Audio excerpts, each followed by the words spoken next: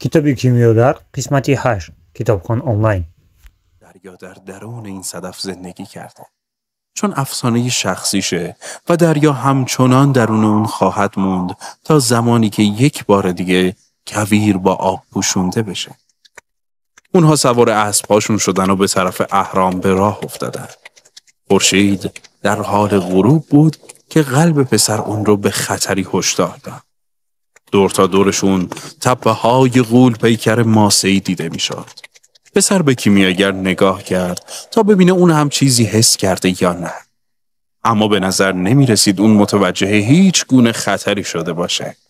5 دقیقه بعد پسر 2 اسب سوار رو دید که جلوتر انتظارشون رو می کشیدن.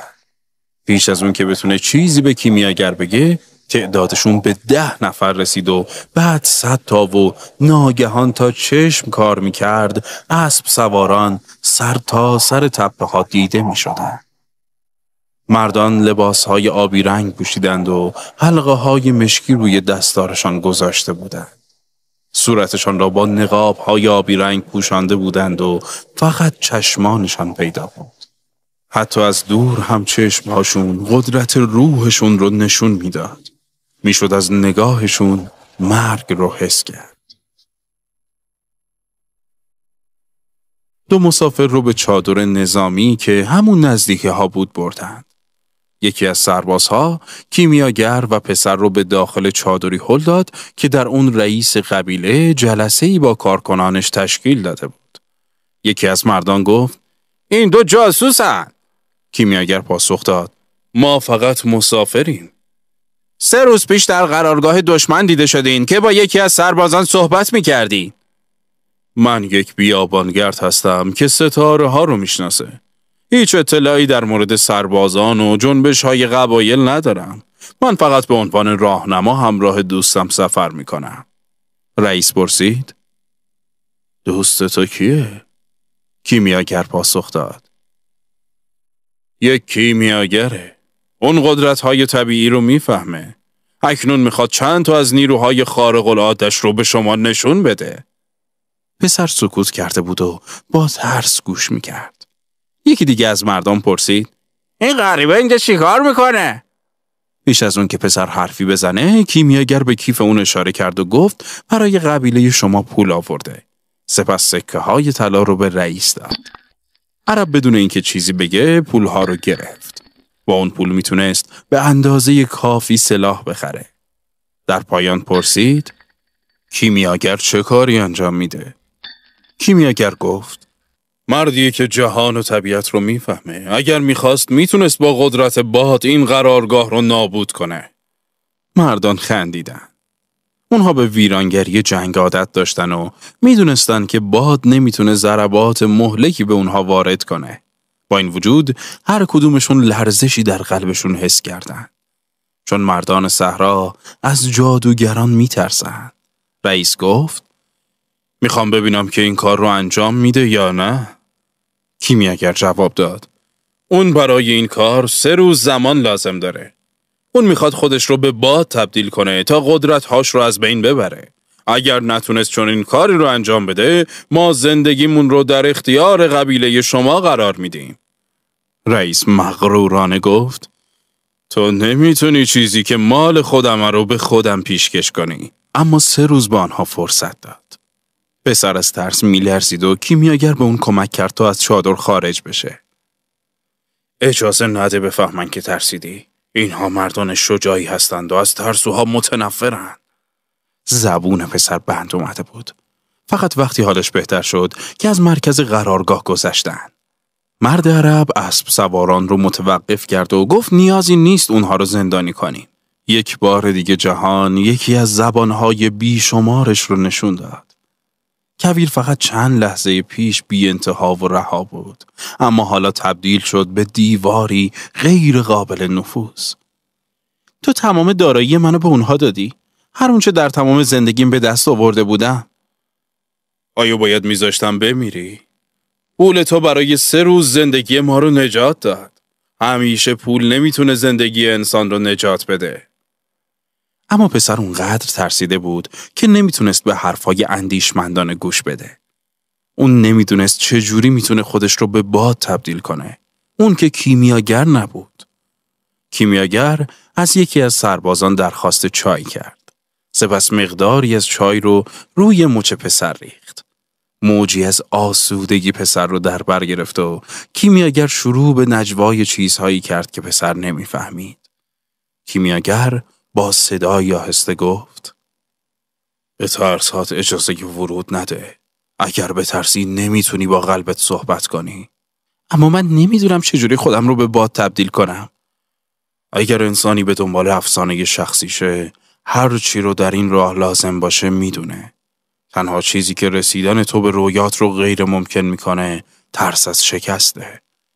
من از شکست نمیترسم، فقط نمیدونم چجوری باید به باد تبدیل بشم. خب مجبوری یاد بگیری. زندگیت به اون وابسته است. خب اگه نتونم چی؟ خب تو در میان راه رسیدن به افسانه شخصیت میمیری. این خیلی بهتر از اینه که مثل میلیون ها انسان دیگه بدون اینکه حتی بدون افسانه شخصیشون چیه و بعدش هم میمیرن. اما نگران نباش. معمولا تهدید و مرگ مردم رو خیلی بیشتر به زندگیشون آگاه میکنه. روز اول گذشت. در اون نزدیکی جنگ سختی در گرفت و تعدادی از مجروحان به اقامتگاه برگردونده شدند. سربازان مرده جای خودشون رو به دیگران دادن و زندگی ادامه داشت. پسر فکر میکرد مرگ هیچ چیزی رو تغییر نمیده. سربازی به جنازه یکی از همراهانش گفت: تو میتونستی دیرتر بمیری. میتونستی بعد از اینکه صلح برقرار شد بمیری، اما به هر حال تو میمردی. در پایان روز پسر به دنبال کیمیاگر رفت که شاهین رو به صحرا فرستاده بود. پسر تکرار کرد: من هنوز نمیدونم چجوری به باد تبدیل بشم. به یاد بیار که به تو چی گفتم. جهان بعد، جهان عینی خداونده و اون چه کیمیاگری انجام میده اینه که کمال معنوی رو به سطح مادی بیاره. تو الان چی کار میکنی؟ به شاهینم غذا میدم. اگه من نتونم به باد تبدیل شم ما میمیریم. پس چرا به اون غذا میدی؟ اون کس که میمیره تو هستی. من بلدم خودمو نجات بدم و به باد تبدیل کنم. روز دوم پسر به بالای صخره نزدیک قرارگاه رفت. نگهبان به اون اجازه این کار رو داد. اونها هم در مورد جادوگری که میتونست خودش رو به باد تبدیل کنه شنیده بودن و نمیخواستن به اون نزدیک بشن. در هر صورت کویر غیر قابل عبور بود. تمام بعد از ظهر روز دوم رو به تماشای کویر و گوش دادن به قلبش پرداخت. میدونست که کویر ترس اون رو حس میکنه. اونها هر دو به یک زبان صحبت کردند. روز سوم رئیس با فرماندهاش ملاقات کرد. کیمیاگر رو صدا زد و گفت: بیا بریم و پسری رو که خودش رو به باد تبدیل میکنه ببینی. کیمیاگر گفت: بریم. پسر اونها رو به بالای صخره‌ای که روز قبل اونجا بودن برد. سپس از همگی خواست همونجا بشینن. پسر گفت: کمی طول میکشه. رئیس گفت: ما عجله‌ای نداریم. ما مردان صحرا هستیم. پسر به افق نگاه کرد. کوههای دوردست، تپه‌ها و صخره‌ها و گیاهانی که اصرار داشتند در مکانی که حیات غیر ممکن به نظر می رسید زندگی کنند. کویری که ماه‌ها در اون گشته بود و با وجود این زمان طولانی اون فقط بخش کوچکی از اون رو دیده بود و در اون بخش کوچک یک مرد انگلیسی، کاروان‌ها، جنگ‌های قبیله‌ای و لاهه‌ای با 50,000 نخل و 300 چاه رو دیده بود. کویر از اون پرسید: امروز اینجا چی میخوای؟ دیروز انقدر نگاه هم کردی برات کافی نبود؟ تو کسی رو که من دوست دارم جایی در درون خودت داری. در آغوشت کسی رو که من دوست دارم حمل میکنی. جایی در آغوش تو کسی هست که عشق منه. وقتی به شنها نگاه میکنم نگاهم به اونه. میخوام به سمتش برم و برای این کار از تو کمک میخوام که منو تبدیل به باد کنی. کویر پرسید: معنای عشق چیه؟ عشق پرواز شاهین بر فراز توه. چون از نظر اون تو دشت سرسبزی هستی که اون همیشه با شکار از اون برمیگرده. اون صخره ها، تپه ها و کوه های تو رو میشناسه و تو نسبت به اون بخشنده ای. کویر گفت: منقار شاهین تکه های از منو حمل میکنه. من سالها مراقب اون شکارم و با اندک آبی که دارم اونو سیراب میکنم و بعد محل شکار رو به اون نشون میدم و یه روز همونطور که من به رشد شکار در سطح وجودم فکر میکنم، شاهین تو آسمون پرواز میکنه و شیرجه میزنه و اون چی که من به وجود آوردم با خودش میبره. و به همین دلیل تو شکار رو در اولین مکان به وجود آوردی تا شاهین از اون تغذیه کنه. در مرحله بعد شاهینه که انسان رو تغذیه میکنه و در پایان انسان شنهای تو رو تغذیه میکنه. شنهایی که یک بار دیگه چرخه حیات رو ادامه میده. به این طریق جهان حرکت میکنه. پس معنی عشق اینه؟ بله، معنی عشق همینه. این چیزیه که شکار رو به شاهین تبدیل میکنه، شاهین رو به انسان و انسان در عوض به کویر تبدیل میشه. این چیزیه که سرب رو به طلا تبدیل میکنه و طلا رو به زمین باز میگردونه. کویر گفت: من نمیفهمم در مورد چی صحبت میکنی. لااقل میتونی اینو بفهمی که جایی بر شنهای تو زنی هست که انتظار منو میکشه و به همین دلیله که باید خودم رو به باد تبدیل کنم. کویر چند لحظه سکوت کرد. سپس گفت: من شنهام رو به تو میدم تا به وزش باد کمک کنه. من به تنهایی نمیتونم کاری رو انجام بدم. باید از باد کمک بخواد. نسیمی شروع به وزیدن کرد. مردان قبیله به پسر نگاه می‌کردند که دورتر از آنها ایستاده بود و به زبانی که پسر نمی‌فهمید با یکدیگر صحبت می‌کردند. کیمیاگر لبخند زد. باد به پسر رسید و صورتش رو نوازش کرد. باد گفتگوی پسر با کویر رو میدونست، چون باد همه چیز رو میدونه. باد در سر جهان میوزه بدون اینکه زادگاهی داشته باشه یا مکانی که در اون بمیره. پسر گفت: به من کمک کن. روزی تو صدای عشقم را برایم آوردی؟ چه کسی به تو زبان کویر و زبان باد را؟ قلبم. باد اسمهای زیادی داره. در اون سمت جهان گرم باد نامیده میشه، چون با خودش رطوبت رو از اقیانوس‌ها به سمت شرق میاره. در سرزمین دوری که پسر از اونجا آمده بود، اون رو باد مشرق مینامیدند، چون معتقد بودند که با خودش شنهای کویر و فریاد جنگ‌های اهالی مور رو میاره. شاید در سرزمین‌های پشت مراتعی که گوسفندانش زندگی می‌کردند، مردم فکر می‌کردند که باد از اندلس میاد. اما در واقع باد به هیچ وجه از جایی نمی اومد و نه به جایی می رفت. به همین دلیل باد از کویر قدرتمندتر بود و ممکن بود روزی یک نفر در کویر درخت بکاره و یا در اونجا گوسفند پرورش بده. اما هیچ کس نمیتونست باد رو تحت سلطه خودش در بیاره. باد گفت: تو نمیتونی به باد تبدیل بشی. ما دو چیز کاملا متفاوتی. این درست نیست. در طول سفرم راز کیمیاگری رو آموختم. من در درون خودم باد رو دارم و کویر رو و اقیانوس ها رو و ستاره ها رو و هر چیزی که کائنات به وجود آورده باشه. همه ما توسط یک دست خلق شدیم و همه از یک روح به وجود اومدیم. من میخوام مثل تو باشم تا بتونم به هر گوشه که جهان برم، از دریاها عبور کنم، شنهایی رو که گنج من رو پوشوندن کنار بزنم و صدای زنی رو که دوست دارم با خودم حمل کنم. باد گفت: من شنیدم که دیروز به کیمیاگر چی میگفتی؟ اون گفت هر کس افسانه شخصی خودش رو داره، اما انسان ها نمیتونن خودشون رو به باد تبدیل کنن. فقط به من یاد بده که برای چند لحظه باد باشم. در این صورت من و تو میتونیم درباره قابلیت‌های بی انتهای انسان‌ها و بادها صحبت کنیم. حس کنجکاوی باد تحریک شد. اتفاقی که تا حالا نیفتاده بود. میخواست در مورد این مسائل صحبت کنه، اما نمیدونست چجوری میتونه انسان رو به باد تبدیل کنه. نگاه کن که چه کارهایی رو میتونم انجام بدم. من کویرها رو به وجود آوردم. کشتی‌ها رو غرق کردم، تمام جنگ‌ها رو از بین بردم و به شهرهای مختلف با آهنگ و صداهای عجیب وزیدم. حس کرد که هیچ محدودیتی نداره و هنوز جوانی اونجا بود که میگفت هیچ محدودیتی وجود نداره و باد هر کاری که بخواد میتونه انجام بده. پسر که دید باد در آستانه انجام دادن خواسته اونه گفت این چیزیه که ما عشق مینامیم. وقتی تو معشوق میشی میتونی هر کاری در خلقت انجام بدی. وقتی تو معشوقی هیچ نیازی نیست که بفهمی چه چیزی در حال اتفاقه.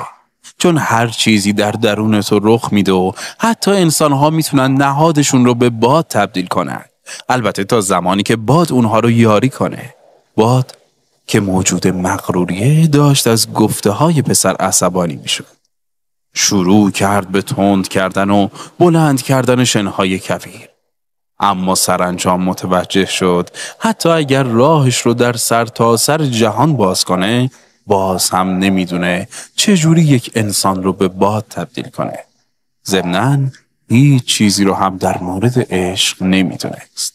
باد که از پی بردن به ناتوانی‌هاش خشمگین شده بود گفت در طول سفرم در جهان گاهی مردمی رو دیدم که در مورد عشق صحبت می‌کردند به آسمان زل می‌زدند. بهتر است از خورشید بپرسی. خیلی خوب.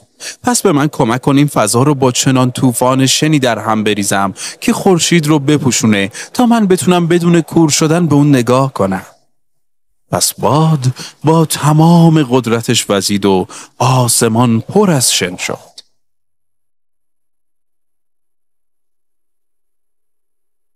خورشید به یک حلقه طلایی تبدیل شده بود. در قرارگاه به سختی میشد چیزی دید. مردان کویر این باد رو می شناختند و آن را سیموم می نامیدند. این باد از طوفان دریا بدتر بود. اسبها شیهه کشیدند و اسلحه هاشون پر از شن شد. در ارتفاع یکی از فرماندهان رو به رئیس قبیله کرد و گفت بهتره به این موضوع خاتمه بدیم. اونها به سختی پسر رو می دیدند. صورتهاشون رو با پارچه های آبی پوشونده بودند و چشمانشون پر از ترس بود. فرمانده دیگه گفت بیاین تمامش کنیم. رئیس گفت میخوام عظمت خدا رو ببینم. میخوام ببینم چگونه انسانی خودش رو به باد تبدیل میکنه. اما در ذهنش اسامی اون فرمانده ها رو که ترسشون رو بروز داده بودند ثبت کرد. به محض اینکه باد فرو نشست اون دو رو از پستشون اصل کرد. چون مردان واقعی کویر هیچ وقت نمی ترسن. پسر رو به خورشید گفت باد به من گفته که تو در مورد عشق میدونی. اگر تو عشق رو بشناسی باید در مورد روح جهان هم بدونی چون از عشق ساخته شده. خورشید گفت از جایی که من هستم میتونم روح جهان رو ببینم. اون با روح من گفتگو میکنه و با کمک یکدیگه باعث میشیم که گیاهان بروین و گوسفندان به دنبال سایه بگردن. از جایی که من هستم و این فاصله دوری که از زمین دارم یاد گرفتم چگونه عشق بورزم. من آموختم اگه کمی به زمین نزدیکتر بشم همه چیز روی زمین از بین میره و روح جهان دیگه وجود نخواهد داشت. پس ما یکدیگر رو درک میکنیم، یکدیگر رو میخوایم و من به او گرما و زندگی میبخشم و او به من دلیلی میده برای بودن. پسر گفت پس تو عشق رو میشناسی؟ و من روح جهان رو میشناسم چون ما با یکدیگر از این فاصله دور در طول این سفر بی پایان صحبت کردیم. روح جهان به من میگه که بزرگترین مشکلش اینه که از آغاز تا حالا فقط سنگ ها و گیاهان فهمیدن که همه چیز یک چیزه. این که آهن نیازی نداره مثل مس بشه یا مس لزومی نداره به طلا تبدیل بشه. هر کدومشون عمل کرده خودشونو به عنوان مخلوق منحصری انجام میدن و اینکه اگر دستی که همه اینها رو نوشته روز 5 خلقت توقف کرده بود هر چیزی به سمفونی صلح تبدیل میشد. خورشید ادامه داد اما روز 6 هم بود. پسر گفت تو خردمندی چون همه چیز رو از اون فاصله میبینی. اما تو در مورد عشق نمیدونی. اگر روز ششم نبود انسانی به وجود نمیومد. مس همیشه مس میموند و سرب همیشه سرب. این درسته که هر چیزی سرنوشتی داره، اما روز این افسانه شخصی تحقق پیدا میکنه. پس هر چیزی باید خودش رو به چیز بهتری تبدیل کنه تا یک افسانه شخصی دیگه پیدا کنه، تا اینکه بالاخره یک روز روح جهان فقط به یک چیز تبدیل بشه. خورشید درباره اون فکر کرد و تصمیم گرفت که نورش رو بیشتر کنه. باد هم که از این گفتگو خوشش اومده بود با قدرت بیشتری وزید تا خورشید نتونه پسر رو کور کنه. پسر گفت این دلیل وجود کیمیاگریه. تا هر کسی به دنبال گنج خودش باشه و پس از یافتن اون بخواد که از زندگی پیشینش بهتر باشه. سرب نقشش رو حفظ میکنه تا زمانی که جهان دیگه نیازی به سرب نداشته باشه و در این حال سرب مجبوره که به طلا تبدیل بشه. این کاریه که کیمیاگرا انجام میدن. اونها نشون میدن که وقتی ما تلاش میکنیم که بهتر از اون چه هستیم بشیم، همه چیزها در اطراف ما هم بهتر میشه. خورشید از پسر پرسید خب تو چرا گفتی من از عشق چیزی نمیدونم؟ چون عشق این نیست که ثابت باشی، همونطور که کویر چنینه. یا اینکه دور دنیا بچرخی مثل بادو، یا اینکه همه چیز رو از راه دور نگاه کنی مثل تو.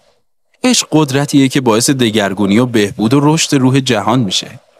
اوایل که به اون دست یافتم فکر میکردم روح جهان کامله، اما حالا میدونم که اون هم مثل سایر ابعاد خلقت و هیجانات و اشتیاق‌ها و جنگ‌های خودش رو داره. این ماییم که روح جهان رو تغذیه میکنیم و جهانی که در اون زندگی میکنیم بهتر یا بدتر میشه بستگی به اینه که ما بهتر یا بدتر بشیم و اینجاست که قدرت عشق نمایان میشه. چون وقتی ما عاشق هستیم تلاش میکنیم که بهتر از اون چه که هستیم بشیم. خورشید پرسید خب تو از من چی میخوای؟ میخوام به من کمک کنی خودم رو به باد تبدیل کنم. طبیعت منو به عنوان داناترین موجود میشناسه، اما من نمیدونم چطور باید این کار رو انجام بدم. پس از چه کسی باید بپرسم؟ خورشید کمی فکر کرد. باد به دقت گوش میداد و میخواست به همه جهان بگه که خرد و دانش خورشید هم محدودیت‌هایی داره و اینکه اون نمیتونست برای پسری که درباره زبان روح جهان صحبت میکرد کاری انجام بده. با دستی که همه اینها رو نوشته صحبت کن. باد فریاد شادی برآورد و از همیشه سخت‌تر وزید. خیمه‌ها از جای خودشون کنده شدن. حیوانات از بندها رها شدند. روی صخره‌ها مردان همونطور که تماشا می‌کردند یکدیگر رو محکم چسبیده بودند تا به اطراف پرتاب نشن. پسر رو به دستی که همه اینها رو نوشته بود کرد. با این کار حس کرد تمام کائنات سکوت کرده و اون هم تصمیم گرفته چیزی نگه. جریانی از عشق از قلبش گذشت و پسر شروع به نیایش کرد. دعایی که تا حالا هرگز نگفته بود. چون در اون نیایش هیچ کلمه یا درخواستی نبود. تشکر نکرد که گوسفنداش مرتعی جدید پیدا کردن. نمیخواست که بلور بیشتری بفروشه. التماس نمیکرد که زنی که ملاقات کرده بود همچنان منتظرش بمونه.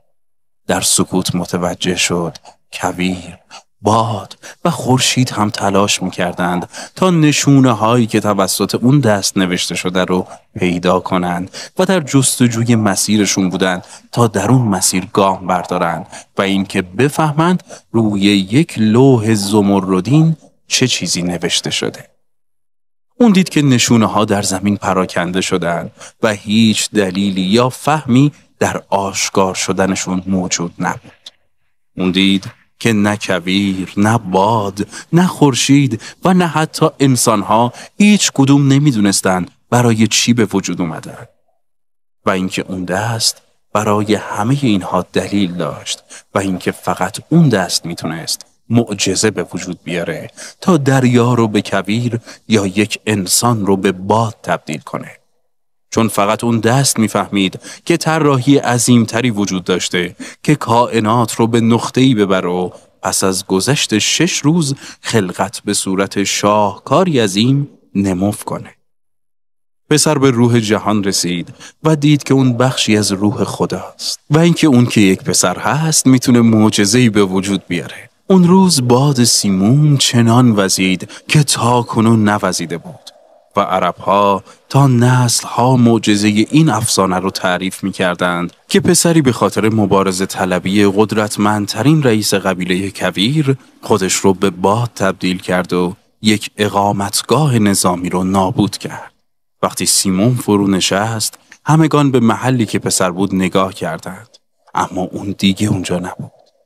اون در نقطه‌ای دور، اون طرف کمپ کنار سربازی پوشانده شده توسط شن ایستاده بود. مردها از جادوگری اون تا سرحد مرگ ترسیدن. فقط 2 نفر لبخند می‌زدن. کیمیاگر به خاطر اینکه شاگردش رو در کمال میدید و رئیس قبیله که چون اون شاگرد به شکوه و عظمت خدا پی برده بود. روز بعد همگان کیمیاگر و پسر رو بدرود گفتند و گروهی نگهبان رو فرستادند تا اونها رو تا هر جایی که میخواند همراهی کنند.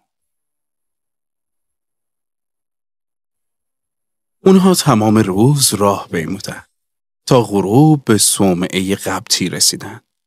کیمیاگر پیاده شد و از نگهبانان خواست که به اقامتگاهشون برگردند. کیمیاگر گفت: از حالا دیگه تو تنها خواهی بود. فقط 3 ساعت تا اهرام راه باقی مونده. ممنونم. تو به من زبان جهان رو یاد دادی. من فقط اون چرا که تو میدونستی بازگو کردم. کیمیاگر در صومعه رو زد. راهبی با لباس مشکی در رو باز کرد. اونها مدتی به زبان قبطی صحبت کردند و سپس کیمیاگر رو به داخل هدایت کرد. کیمیاگر لبخندی زد و گفت: از اون خواستم به من اجازه بده مدتی از آشپزخونش استفاده کنم. اونها به آشپزخونه‌ای که در پشت صومعه بود رفتن. کیمیاگر آتشی روشن کرد و راهب مقداری سرب براشون آورد و کیمیاگر اون رو در تابه آهنی گذاشت. وقتی سرب ذوب شد، کیمیاگر اون سنگ زرد رنگ عجیب رو از کیفش بیرون آورد. تراشه‌ای به باریکی مو از اون جدا کرد. اون رو در موم پیچید و داخل ظرفی که سرب در اون ذوب شده بود گذاشت. مخلوط به رنگ قرمزی شبیه رنگ خون در اومد. کیمیاگر تابه رو از روی آتش برداشت و کناری گذاشت تا خنک بشه. در این فاصله راهب در مورد جنگ‌های قبیله‌ای صحبت می‌کرد. به راهب گفت: فکر می‌کنم مدت زیادی اینجا خواهند موند. راهب عصبانی شد. کاروانیان در جیزا توقف کرده بودند تا جنگ تموم بشه. سرانجام خواست خدا عملی خواهد شد. کیمیاگر گفت: دقیقاً همینطوره. وقتی تابه خنک شد، پسر و راهب هر دو به اون خیره شدند. سرب شکل ظرف رو به خودش گرفته بود. اما دیگه سرب نبود، بلکه به طلا تبدیل شده بود. پسر پرسید: آیا منم روزی میتونم این کار رو انجام بدم؟ این افسانه شخصی من بود، نه تو. فقط میخواستم به تو نشون بدم که این کار امکان پذیره. سپس به سمت درب صومعه رفتن. اونجا کیمیاگر لوح رو به 4 قسمت تقسیم کرد. یک قطعه رو به راهب داد و گفت: این از آن توست، به خاطر اینکه با زائرین سخاوتمند بودی. راهب گفت: اما بهای این هدیه از سخاوت من خیلی بیشتره. کیمیاگر گفت: دیگه این حرف رو نزن. ممکنه حیات صدای تو رو بشنوه و دفعه بعد کمتر از این به تو بده. کیمیاگر رو به پسر کرد و گفت: این برای تو، به خاطر بازگردوندن اون چه به این قبیله دادی. پسر میخواست بگه که این خیلی بیشتر از اونه، اما ساکت موند. چون شنیده بود که کیمیاگر به راهب چی گفته. کیمیاگر یک قسمت رو برداشت و گفت: و این برای منه، چون باید به کویر برگردم و اونجا قبایل در حال جنگن. تکه 4 رو برداشت و به راهب داد. این هم برای پسر، اگر زمانی به اون احتیاج داشت. پسر گفت: اما من به جستجوی گنجم میرم. من به اون خیلی نزدیک شدم. کیمیاگر گفت: و من مطمئن هستم که تو به اون میرسی. پس این برای چیه؟ چون تا حالا 2 بار داراییت رو از دست دادی. 1 بار برای دزد و 1 بار هم به رئیس قبیله.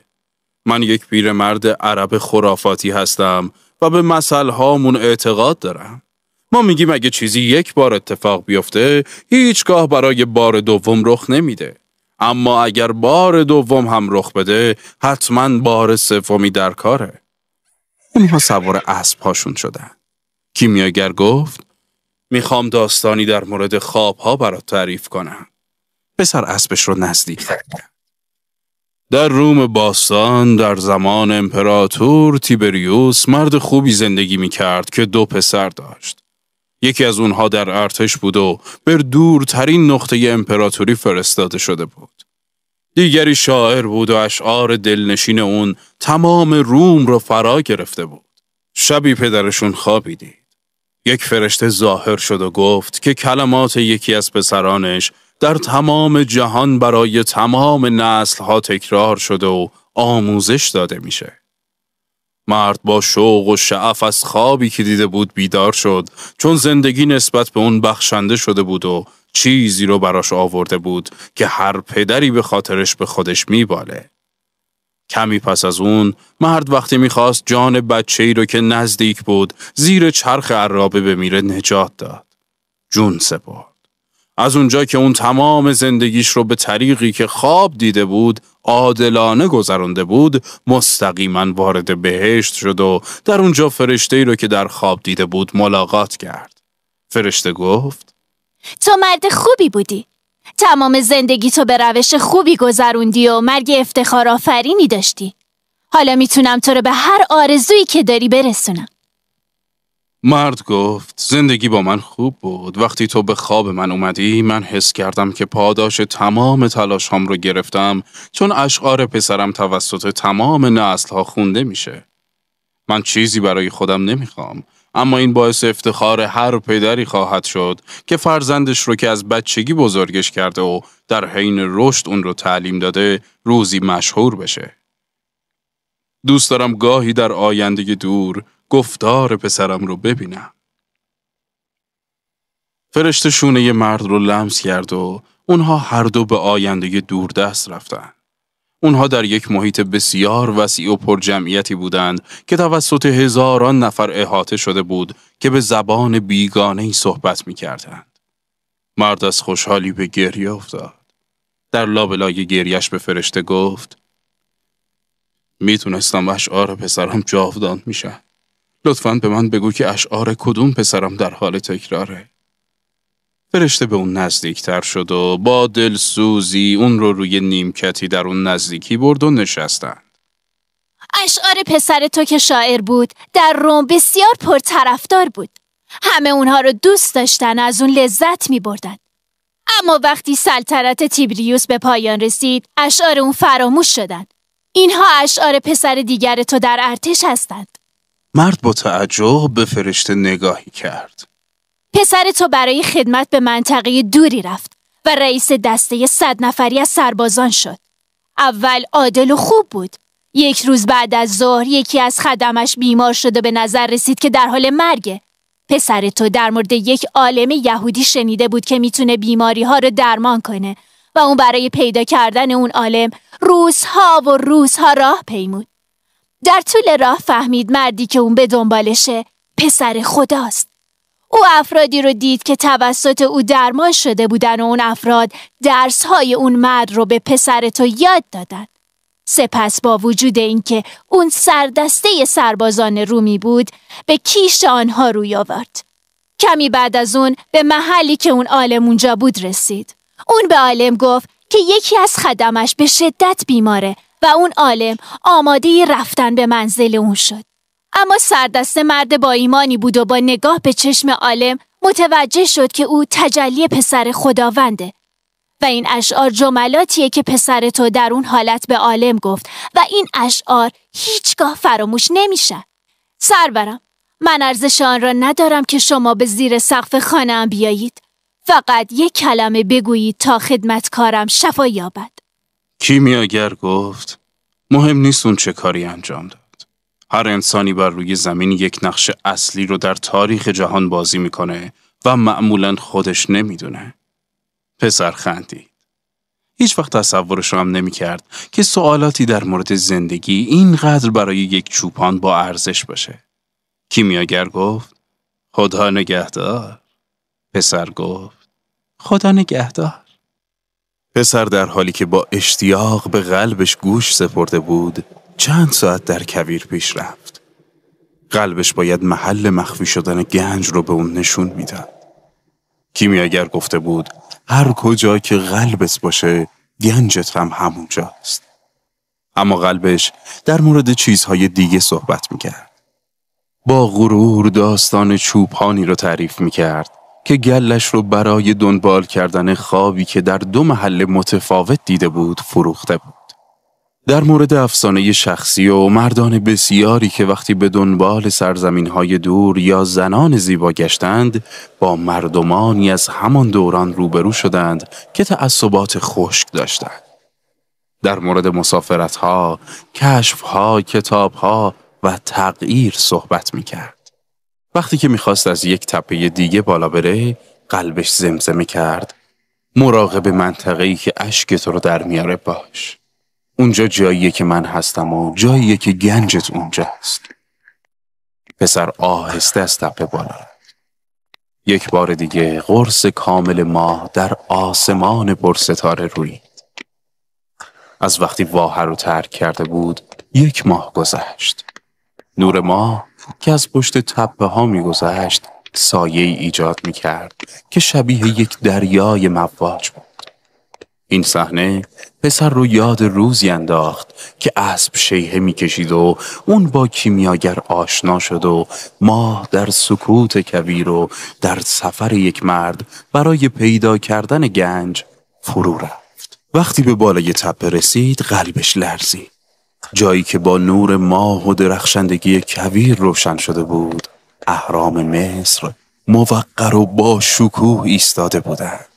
پسر به زانو افتاد و گریست. خدا رو به خاطر اینکه اون رو وادار به باور افسانش کرده بود و برای اینکه پادشاه، بازرگان، مرد انگلیسی و کیمیاگر رو بر سر راه اون قرار داده بود، شکر گفت. بالاتر از همه اینها به خاطر ملاقات زنی در کویر که به اون گفته بود عشق هیچگاه مرد رو از افسانه شخصیش دور نمیکنه. اگر میخواست میتونست اکنون به واحه برگرده، پیش فاطمه بره و زندگیش رو به عنوان چوپانی ساده ادامه بده. با این همه کیمیاگر همچنان به زندگی در کویر ادامه میداد. هرچند اون زبان جهان رو میدونست و میدونست چگونه طلا رو به سرب تبدیل کنه.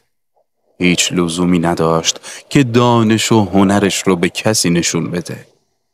پسر به خودش گفت که در طول راهی که برای افسانه شخصیش پیموده تمام چیزهایی رو که لازم داشت یاد گرفته و تمام چیزهایی رو که ممکن بود در خواب هم نبینه تجربه کرده. اما حالا اون اینجا بود، در جایی که گنجش رو پیدا کنه و به خودش میگفت که هیچ پروسه‌ای کامل نمیشه مگر زمانی که اهدافش عملی شده باشن. پسر به اطرافش نگاه کرد و دید جایی که اشکهاش بر روی زمین ریخته، سوسکی در حال سوراخ کردن شنهاست. در طی زمانی که در کویر بود، یاد گرفته بود که در مصر این سوسک‌ها نشانی از خدا هستند. یک نشانه دیگه. پسر شروع به حفاری تپه ها کرد. در حالی که این کار رو میکرد یاد بلور فروش افتاد که یک بار به اون گفت هر کسی میتونه اهرام رو در باغچش بسازه. حالا میدید که حتی اگه بقیه عمرش رو سنگ روی سنگ بذاره باز نمیتونه این کار رو انجام بده. تمام شب رو به حفاری محلی که انتخاب کرده بود مشغول بود، اما چیزی پیدا نکرد.